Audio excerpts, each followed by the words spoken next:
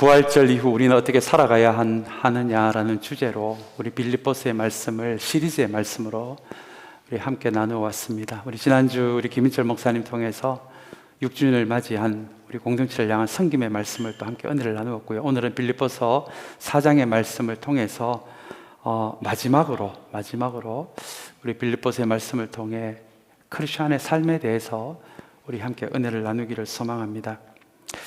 이렇게 시리즈의 말씀을 가끔 전할 때가 있습니다. 그리고 시리즈의 꼭 마지막 말씀에는 저에게는 딸이 없지만 마치 딸을 시집 보내는 부모님의 마음처럼 아련하기도 하고 내가 좀 더 이 말씀을 이렇게 준비했으면 어땠을까 조금은 아쉽기도 하는 마음이 시리즈의 마지막 날의 말씀이 아닌가 생각해 봅니다. 이 크리스천의 삶에 대한 시리즈의 말씀을 시작하게 된 동기는 어떤 한 신학자의 자신의 신앙에 대한 고백에서 제가 이 시리즈의 말씀을 구성하게 되었습니다. 그분이 이렇게 이야기를 하더라고요. 삶으로 사라진 것만이 진짜 나의 신앙이다라는 고백입니다. 무수히 많은 말을 하지만 우리가 이 교회 안에서 무수히 많은 말을 하지만 내 삶으로 살아낸 것만이 하나님의 말씀을 내 삶으로 살아낸 것만이 이 교회 안에서 내가 실천한 것만이 그것이 나의 진짜 신앙이다라는 크리스천의 삶의 무게가 얼마나 무거운 것인지를 가르쳐주는 한마디의 문장이었습니다. 오늘 이렇게 빌립보서의 말씀을 통해 크리스천의 삶에 대한 마지막 말씀을 통해 여러분 다른 것은 다 잊어버려도 괜찮을 것 같습니다.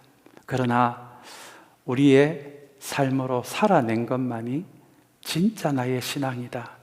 이 한 문장을 기억하신다면 앞으로 성경의 어떤 본문을 대하시더라도 이 말씀이 그저 나에게 은혜가 된 수준에서 멈추는 것이 아니라 한 걸음 더 나아가 이 말씀을 살아낸 것이 그것만이 나의 진짜 신앙이다. 여러분 이 말씀을 기억하신다면 우리가 앞으로 대하는 모든 말씀 가운데서도 은혜 받는 삶이 끝이 아니라 살아내는 삶으로 우리의 신앙을 만들어가는, 더 깊게 만들어가는 저와 여러분들의 크리스천의 삶의 여정이 되시기를 주님의 이름으로 간절히 축원합니다. 오늘 우리가 읽은 4장 6절에서 9절까지 말씀은 우리에게도 많이 익숙한 말씀입니다.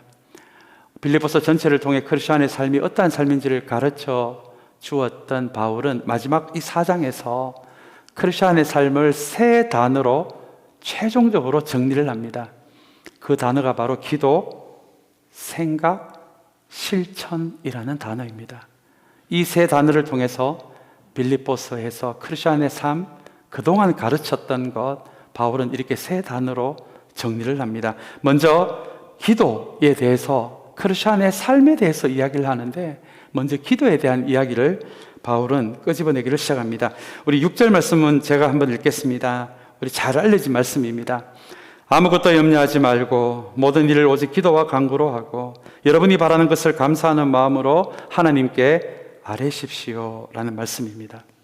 여러분 6절의 말씀을 가만히 보시면 염려라는 단어가 등장합니다. 걱정이라는 단어하고 동일한 단어입니다. 이 빌립보서는 바울이 빌립보 교회에 보낸 편지이기 때문에 그 편지를 맥락 없이 썼을 리가 없을 것 같습니다. 이렇게 편지에 나오는 내용은 이 빌립보 교회 안에 어떤 상황이 있기 때문에 그 상황을 염두에 두고 기록한 것이 빌립보서이기 때문에 그렇습니다. 그렇다면 여러분 이 6절의 말씀에 보시면 염려라는 단어를 통해서 빌립보 교회 교인들 가운데 우리가 인간이기 때문에 잠깐 염려하고 잠깐 걱정할 수는 있지만 지나친 염려로, 지나친 걱정으로 크리스천이 살아가야 할 그 삶에서 점점 멀어지고 있는 사람들이 있었던 것 같습니다. 그래서 바울은 그것을 지금 현재 로마 황제의 재판을 기다리며 감옥에 갇혀 있는 상태지만 이 빌립보서의 말씀을 통해서 그렇게 특별히 빌립보 교회 안에 너무 많이 염려하고 너무 많이 걱정하고 살아가는 사람들에게 크리스천의 삶이 어떤 것인지를 가르쳐 주기 위해 오늘 이렇게 마지막으로 6절, 7절, 8절, 9절의 말씀을 바울은 기록하고 있는 것입니다. 그런데 여러분, 염려가 나쁜 것입니까? 걱정이 나쁜 것입니까? 혹시 여기에 걱정 한번 안 하고 염려 한번 안 하고 살아가신 분들이 계십니까? 저도 그렇게는 살지 못할 것 같습니다. 우리는 감정이 있습니다. 당연히 걱정이 됩니다. 당연히 염려가 됩니다. 그러나 바울이 6절에서 이야기하는 것은 지나친 염려요, 지나친 걱정요. 잠깐 걱정하고 잠깐 염려할 수는 있지만 너무 많이 염려하고 너무 많이 걱정해서 하나님이 우리에게 살기를 원하시는 크리스천의 삶에서 점점 멀어지는 것, 그것을 바울은 염두에 두면서 아무것도 염려하지 말고라고 이렇게 기록하고 있는 것입니다. 이 염려라는 단어가 헬라어로는 메림나테라는 단어입니다. 조금은 발음하기도 어려운 단어입니다만은 이 헬라어 단어에 메림나테라는 이 단어 안에 이런 의미가 있습니다. 염려와 걱정으로 인해 마음이 갈라지다, 마음이 분열이 되다, 이런 뜻도 있고요. 이 염려에 해당되는 메림나테라는 단어 안에는 염려와 걱정으로 인해서 마치 목이 졸리듯이 질식당하고 있다라는 그 의미도 담겨져 있는 것이 염려입니다. 여러분, 잠깐 염려하고 잠깐 걱정하는데 목이 졸리는 듯한 질식을 경험하는 사람은 별로 없을 것 같습니다. 그러나 계속해서 염려하고 계속해서 걱정하는 삶을 살아가는 그 삶은 마음이 정하지 않고 마음이 분열될 수밖에 없고, 한 걸음 더 나아가 누가 내 목을 강하게 조르고 있는 듯한, 그래서 질식해서 죽을 듯한 그 상태로 만들어가는 것이 바로 계속해서 하는 염려가 우리에게 미치는 영향력입니다. 어니 제린스키라는 유명한 심리학자가 있습니다. 염려에 대한 연구를 주로 하시는 분이십니다. 이분이 수많은 사람들을 샘플로 설문조사를 해보니까 도대체 한 사람이 가지고 있는 걱정, 염려, 무엇을 걱정하고 살아가는지를 퍼센티지를 나누어서 그렇게 전체적으로 평균을 낸 재미있는 기록이 있었습니다. 이분의 연구 결과는 이와 같습니다. 사람들의 걱정과 근심을 연구해보니 전체 걱정 중에, 염려 중에 96%는 안 해도 되는, 해도 별 소용도 없는 염려를 하면서 살아가더라는 것입니다. 특별히 아직 일어나지 않는 일에 대해 걱정하는 그런 사람들이 40%나 되었다고 합니다. 이미 일어난 일이지만 지금 나에게 어떤 일도 할 수 없고 일어난 일에 대해서 내가 아무것도 할 수 없는 일을 염려하고 살아가는 사람, 걱정하고 살아가는 사람 30%입니다. 그리고 염려는 실컷 했는데 다 시간이 지나고 나니까 안 해도 되는 걱정, 쓸데없는 거 걱정했네, 22%입니다. 어떤 분들은 우리 영역 밖의 일을 또 걱정하는 분들도 있습니다. 우리 LA 같으면 지진 같은 것이죠. 학자들이 지진이 언젠가는 온다고 생각하니까 막 잠깐 걱정할 수 있는데 언제 올지도 모르고 내가 무언가 할 수도 없는 지진 걱정하는 사람들도 4%나 있었다고 합니다. 이렇게 퍼센티지를 다 조사해 보니까 우리 인간의 염려 중에 96%가 해도 되고 안 해도 되는 일을 걱정하고 살아가더라는 것입니다. 진짜 걱정이 될 만한 거, 우리 인생에 벌어지는 일 4%밖에 되지 않는다. 이게 어니 제린스키라는 사람의 연구의 결과입니다. 물론 개인 차이는 있겠지만 이 사람의 연구의 결과는 그만큼 우리는 해도 되고 안 해도 되는 걱정, 염려를 하면서 살아간다는 것입니다. 그러다 보니 염려가 건강에 미치는 영향에 대해서 연구하시는 분들도 많더라고요. 영국 속담에 이런 속담이 있더라고요. 고양이도 근심하면, 염려하면 죽는다, 이런 속담이 있고요. 의사들은 우리가 가지는 위장장애의 80%는 쓸데없는 거 걱정하다가, 우리 위장장애의 80%는 그렇게 염려에서 생긴다고 합니다. 그만큼 염려가 우리 건강에도 치명적입니다. 심리학자들은 이 염려를 무서운 말로 정의합니다. 염려를 느린 형태의 자살이라는 조금은 두려운 그런 표현을 사용하기도 합니다. 왜냐하면 계속해서 염려 가운데 있는 것이 삶에 대한 우리의 의지를 떨어뜨리기 때문에 그렇습니다. 그래서 심리학자들은 염려하며 염려에 붙잡혀 사는 것이 잠깐 보기에는 별일 안 일어나는 것 같지만 계속된 염려 속에 살아가는 것은 느린 속도로 자살하는 것과 같다, 이렇게 표현을 합니다.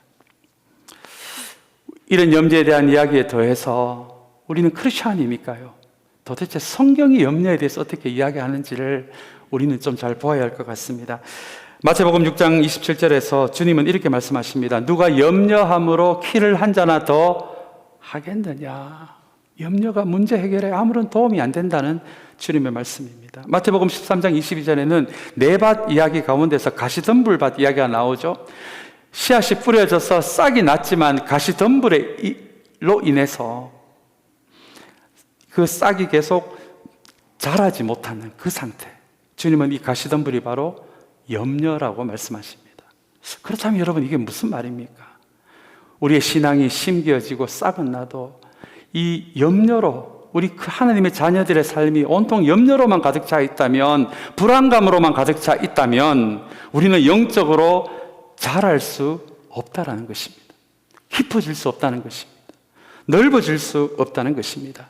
그리고 여러분, 마침내 이 염려가 영적으로 가장 무서운 이유는 염려하다 그 마지막은 하나님의 도우심과 하나님의 인도하심을 믿지 않는 여러분, 무신론의 상태가 됩니다. 염려에 계속 잡혀 있으면 나중에는 하나님도 안 믿어지는 그 일이 벌어질 수 있다는 것입니다. 그래서 바울은 빌립보 교회에 너무 염려하고 걱정하고 불안해하며 살아가는 사람들에게 오늘 6절의 말씀에서 염려의 반대말을 기도로 가르쳐 줍니다. 염려가 이런 것이기에 건강에도 좋지 않고 96%는 해도 되고 안 해도 되는 걱정이고 영적으로 자랄 수도 없고 나중에는 하나님까지 안 믿어지는 굉장히 영적으로 나쁜 영향력을 우리에게 미칠 수 있으니 차라리 그 수많은 염려를 한번 기도로 바꾸어 보지 않겠니? 염려를 기도로 바꾸어 보지 않겠니? 여러분, 그 권면이 바로 6절의 말씀입니다. 해도 되고 안 해도 되는 염려에 매여 살아가지 말고 크리스찬의 삶이란, 우리 하나님의 자녀의 삶이란 수많은 염려를 수많은 기도로 바꾸어가는 삶이니, 크리스찬의 삶을 마지막으로 정리하는 이 시간에 수많은 염려를 수많은 기도로 바꾸어가는 그 삶이 저와 여러분에게 있다면 그것이 바로 하나님의 자녀의 삶이야. 이건 하나님을 모르는 사람은 할래야 할 수도 없는, 염려를 기도로 바꿀 수 있는 것은 하나님의 자녀들만이 할 수 있는 삶이야 라는 것을 6절의 말씀에서 가르쳐주고 있는 것입니다. 사랑하는 여러분, 오늘 이 빌립보서의 말씀을 정리하면서 이 예배 자리에 나온 우리 모든 하나님의 자녀 여러분, 믿음의 식구 여러분, 다시 한번 크리스찬의 삶이 뭔가 대단한 무엇인가가 아니라 저와 여러분들도 염려를 차라리 이 기도로 바꾸어가는 그 삶이 우리에게 있다면 그것은 하나님의 자녀들이 반드시 살아내야 하는 삶의 모습이라는 것을 기억하는 우리 모두가 되시기를 간절히 소망합니다. 한번 저를 따라해 주시기 바랍니다. 수많은 염려를 수많은 기도로 바꾸어 가겠습니다. 이것은 하나님의 자녀들만이 할 수 있는 하나님의 자녀의 삶이라는 것을 다시 한번 기억하는 우리 모두가 되시기를 간절히 소망합니다. 다시 한번 여러분 6절의 말씀을 보시기를 바랍니다. 그런데 여러분, 바울은 여기서 한 걸음 더 나아가서 여러분이 바라는 것을 어떤 마음으로 기도하라고 이야기합니까? 감사를 이야기합니다. 여러분, 이거 저는 처음에 이걸 읽으면서 아니 염려가 되어 죽겠는데 도대체 뭘 가지고 감사하라는 말씀인지 잘 이해가 되지 않고 막연하기도 했던 것이 감사하는 마음이라는 단어였습니다. 로마서 8장 28절의 말씀을 제가 한번 읽어드리겠습니다. 제가 한번 읽겠습니다. 하나님을 사랑하는 사람들, 곧 하나님의 뜻대로 부르심을 받은 사람들에게는 모든 일이 서로 협력해서 무엇을 이룬다고요? 선을 이룬다.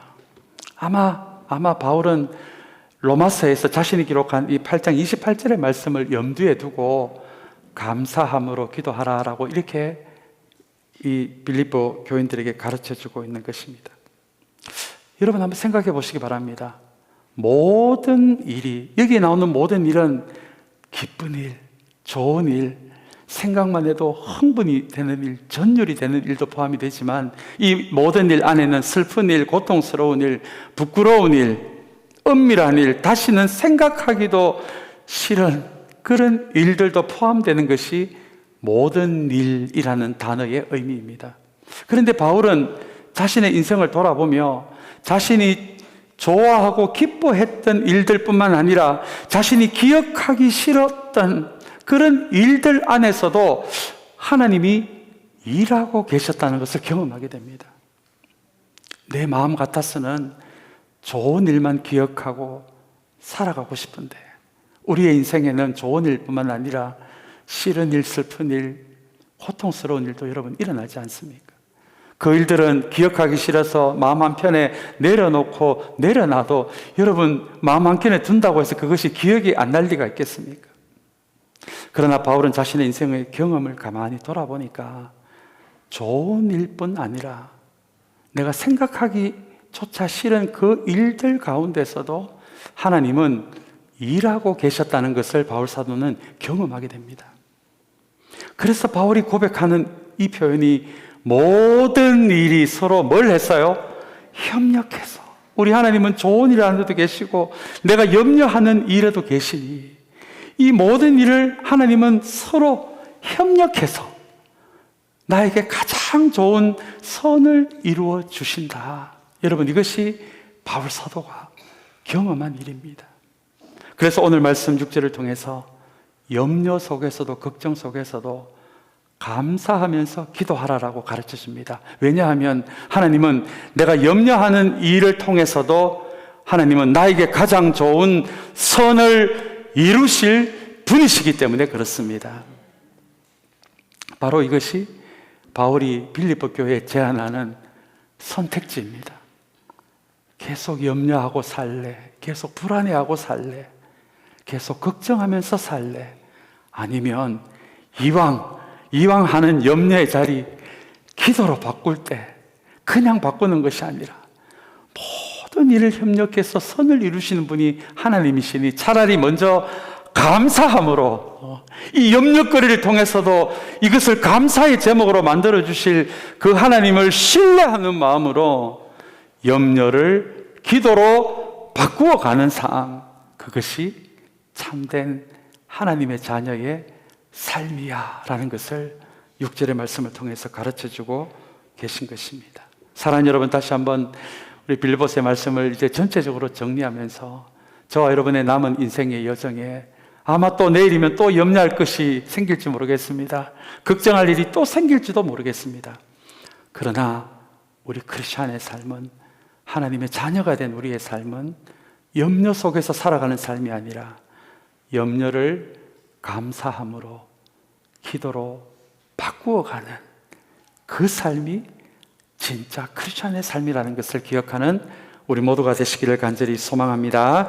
그리고 이어서 놀랍게도 그러면 이렇게 기도한 대로 실천하라 이렇게 말하면 될 것을 바울은 8절의 말씀에서 실천의 전 단계로 생각하라라는 크리스찬의 또 다른 삶의 모습을 한 가지를 가르쳐 줍니다. 우리 8절 말씀은 한번 같이 읽겠습니다. 마지막으로 형제자매 여러분, 무엇이든지 참된 것과 무엇이든지 경건한 것과 무엇이든지 옳은 것과 무엇이든 순결한 것과 무엇이든 사랑스러운 것과 무엇이든지 명예로운 것과 또 덕이 되고 칭찬할 만한 것이면 이 모든 것을 생각하십시오. 여러분, 우리 한국 기독교에서 가장 무시받았던 단어 중에 하나가 바로 이 생각이 아닌가 생각해 봅니다.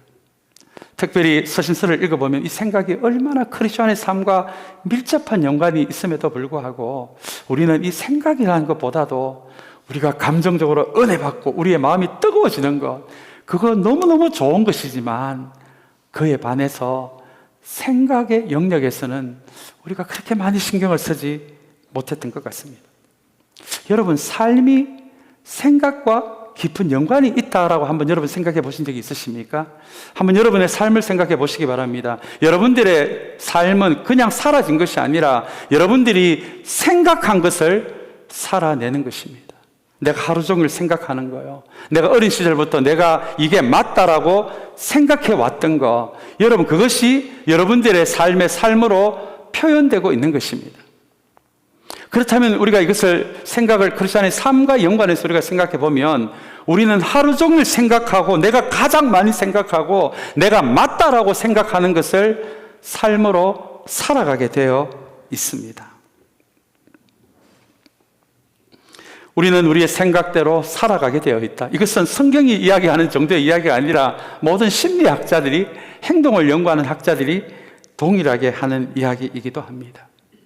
그래서 성경은 우리의 삶이 변화되기 시작할 때 먼저 생각을 바꾸라고 이야기합니다. 우리 로마서 8장 5절 6절 말씀 우리 한번 같이 읽어보겠습니다. 생각에 대해서 바울이 이야기한 너무나 중요한 말씀입니다. 이 말씀은 한번 같이 읽어보겠습니다. 육신을 따라 사는 사람은 육신에 속한 것을 생각하나 성령을 따라 사는 사람은 성령에 속한 것을 생각합니다. 6절 말씀요. 육신에 속한 생각은 죽음입니다. 그러나 성령에 속한 생각은 생명과 평화입니다. 어떤 분들을 신방하다 보면 이렇게 말씀하시는 분이 계십니다. 내 인생 내가 생각해도 불쌍합니다 라고 말씀하는 분이 계시더라고요. 내 인생은 불쌍하다, 그 생각에 붙들려 살아가는 것입니다. 근데 여러분 6절 말씀 잘 보시기 바랍니다. 육신에 속한 생각은 뭐라고요? 죽음입니다. 내가 하나님의 자녀가 된 것이 어떤 의미란 것을 모르고 계속해서 거짓 자아와 육신에 속한 나에게 익숙한 생각만을 하게 되면, 살아가면 살아있으나 그 마음은, 그 영혼은 죽은 상태라는 말씀입니다. 그러나 내가 내 인생 불쌍하다라는 생각이 아니라 성령이 말씀을 통해 주시는 생각이 있습니다. 너가 왜 불쌍한 사람이냐? 너를 구원하기 위해, 너 있는 모습을 받아주시기 위해 주님이 그분의 생명을 내어 주셨는데 너는 그것만으로도 충분히 존귀한 인생이야. 여러분, 이것은 성령께서 말씀을 통해 우리에게 주시는 생각이 아닙니까? 그래서 바울은 이렇게 이야기합니다. 성령에 속한 생각은 뭐라고요? 생명과 평화라고 그렇게 이야기를 합니다. 이 말씀이 얼마나 중요한 말씀인지 모릅니다. 내가 어떤 생각에 사로잡혀 살아가느냐에 따라서 살아있으나 죽은 인생이 될 수 있지만, 그러나 성령께서 말씀을 통해 우리에게 주시는 생각을 붙들고 살아간다면, 사랑하는 여러분, 남들이 보면 죽은 인생 같아도 그 인생은 살아있는 인생이고 생명력이 넘치는 인생이고 하나님만이 주실 수 있는 평화가 넘치는 인생이 될 수 있다라고 하는 것이 성령에 속한 생각을 붙들고 살아가는 사람들의 특징이다라고 바울은 그렇게 가르쳐주고 있는 것입니다. 요한복음 13장 2절은 우리에게 조금 두려운 이야기를 합니다. 저녁을 먹을 때 악마가 가룟 유다의 그 마음속에 예수를 팔아 넣을 생각을 주었다라고, 그렇게 요한복음 13장 2절은 이야기합니다. 여러분, 이거 얼마나 무서운 말씀입니까? 마귀는 우리에게 엄청난 무엇인가를 하는 방식으로 우리를 하나님께로부터 멀어지게 하는 것이 아니라, 마귀가 여러분 얼마나 머리가 좋은 존재인지 아십니까? 마귀가 하나님의 자녀들을 하나님의 은혜의 삶에서 멀어지게 하는 방법은 생각 하나를 불어넣어 주는 것입니다. 여러분, 이게 생각의 힘입니다. 생각의 무서움입니다.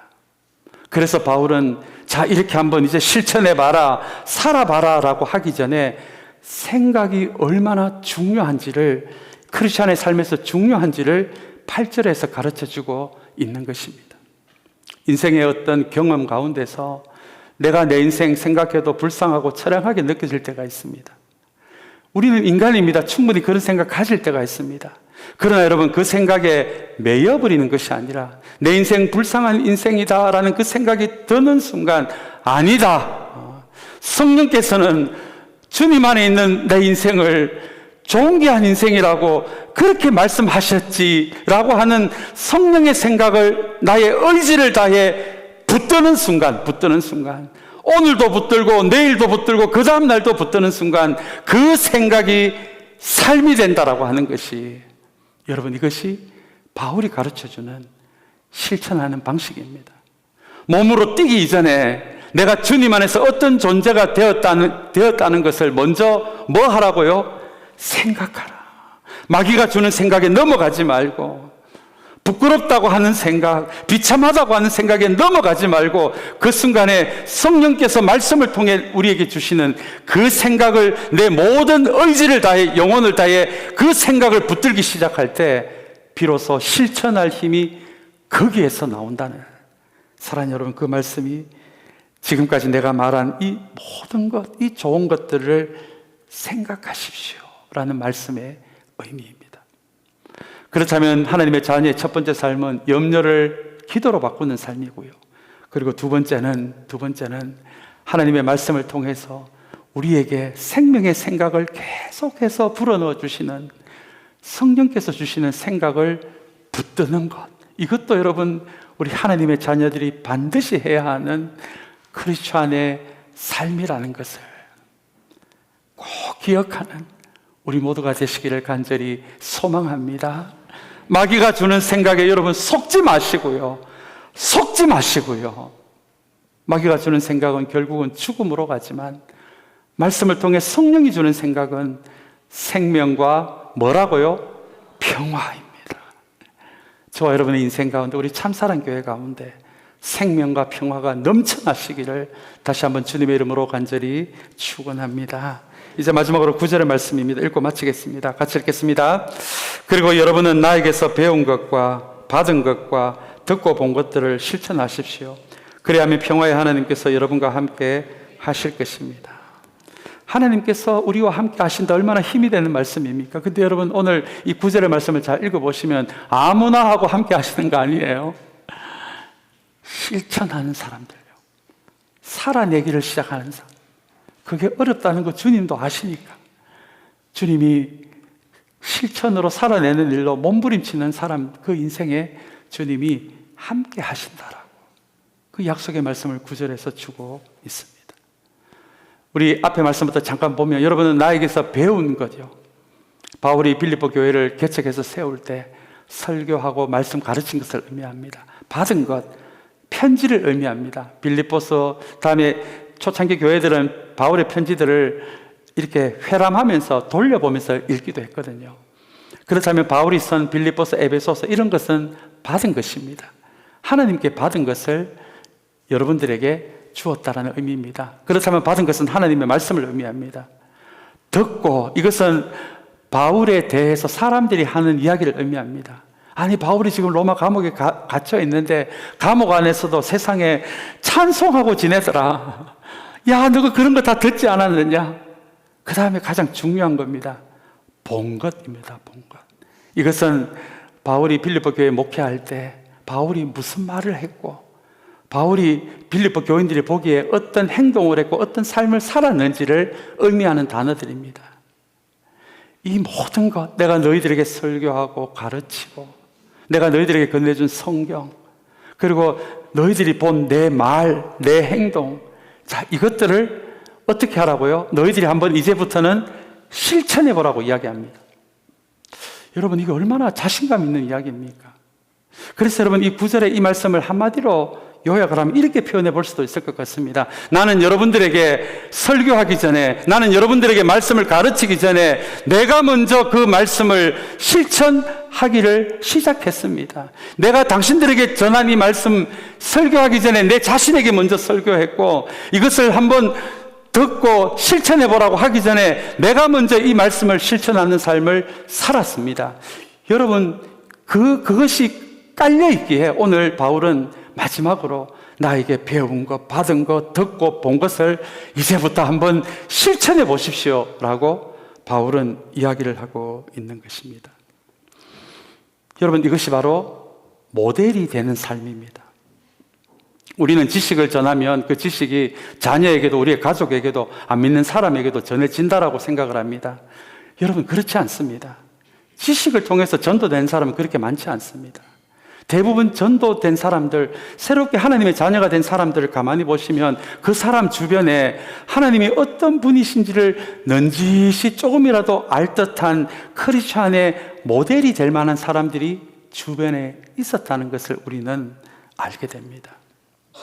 주님의 제자들 형편없는 사람들이었습니다.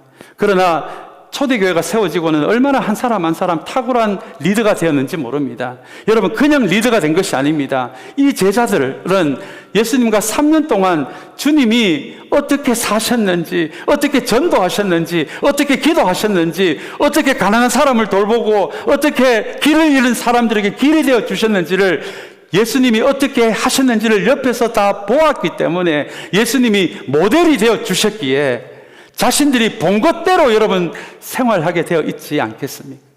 여러분, 이것이 모델의 힘입니다. 많은 분들이 지금의 기독교가 힘들어지고 있다라고 이야기합니다. 정말 그렇더라고요. 일부 교회를 제외하고는 정말 교회들이 인원이 줄고 헌금이 줄고 세상의 평판이 나빠지는 이 시대를 우리는 살아가고 있습니다. 다시 교회의 새로운 영적인 움직임이 일어나기 우리가 여러분 무엇을 해야 할까요? 한 사람 한 사람이 모델이 되는 것 외에 여러분 무슨 방법이 있을까요? 여러분, 교회 가자라고 말하는 것 대신에 여러분들이 신실한 예배자가 먼저 되시면 됩니다. 누군가에게 당신 기도 좀 하시오라고 말하기 전에 당신이 먼저 진짜 기도하는 모델이 되시면 됩니다. 당신 좀 성경 좀 읽으세요. 아니, 좀 권사가 장로가 성경도 좀 읽어야지. 그렇게 비판하기 이전에 그렇게 말하는 여러분들이 신실하게 하나님의 말씀을 먹는 사람들이 되시면 됩니다.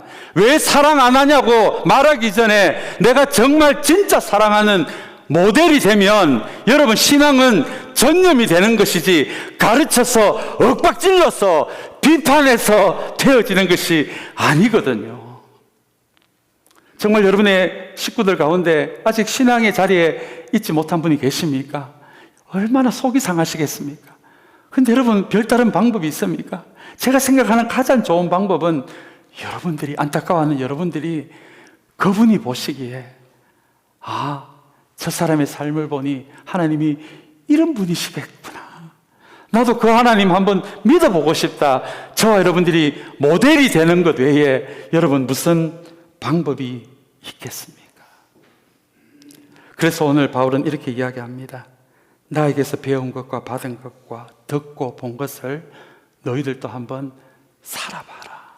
내가 너희들에게 모델이 되지 않았느냐? 내가 언제 내 말과 내 삶이 다르더냐? 17세기 영국의 청교도 신학자인 리처드 백스턴은 이렇게 이야기합니다. 참 제가 기억해야 할 말씀입니다. 모든 설교자는 교인들에게 설교하기 전에 먼저 자신에게 설교를 먼저 해야 한다. 설교자가, 목회자가 삶에서도 모범이 되지 못하면 그 설교는 아무리 천사의 말 같은 아름다운 설교라도 결코 생명으로 이어질 수 없다라는 그 의미가 담겨져 있는 이분의 고백이기도 합니다. 사랑 여러분, 저도 마찬가지겠지만 제가 가장 먼저 앞장서야겠지만 오늘 이 예배의 자리에 나온 우리 한 분 한 분, 사랑 여러분, 우리 교회 누군가를 위한 모델이 되어 주시기를 간절히 소망합니다. 그냥 크리스찬의 삶을 살아라 의무가 아니라 바로 그것이 선교의 통로가 되기 때문에 그렇습니다. 저는 이 말을 너무 좋아합니다. 하나님의 자녀들은 성경을 통해 하나님이 누군지를 알아갈 수 있지만 하나님이 누군지 모르시는 분들은 성경을 봐도 어떻게 이해가 되겠습니까? 그래서 초신자들은 하나님이 누군지 모르는 넌 크리스찬들이 하나님에 대해 알 수 있는 유일한 작은 통로는 하나님의 말씀대로 살아가는 모델이 되어가고 있는 그 사람의 삶을 통해서입니다. 그래서 어떤 선교신학자는 이렇게 이야기합니다. 초신자들에게 크리스찬의 삶은 성경과 같은 역할을 한다라고 이야기합니다. 여러분, 이거 얼마나 엄청난 말씀입니까? 저와 여러분들이 말씀대로 살아가는 그 몸부림이 있을 때 저와 여러분들의 삶은 하나님을 모르는 누군가에게는 하나님에 대해 배우는 성경과 같은 역할을 합니다. 이것이 선교적 인생이 아닙니까? 선교적 교회가 아닙니까? 말씀을 정리합니다. 이 빌립보서의 말씀을 통해 우리가 오늘 바울이 마지막으로 정리해 준 이 크리스천의 삶, 다시 한번 저와 함께 저를 한번 따라 하시면서 오늘 말씀을 맺기를 원합니다. 많은 염려를 많은 기도로 바꾸는 삶, 성령이 주는 생각을 붙드는 삶, 누군가에게 모델이 되는 삶. 하나님은 우리 모두를 이 삶으로 불러주십니다. 우리의 인생, 우리 교회 모델이 되는 삶으로, 모델이 되는 인생으로 수많은 모델들이 세워지는 우리 참사랑 교회가 되시기를 주님의 이름으로 간절히 축원합니다.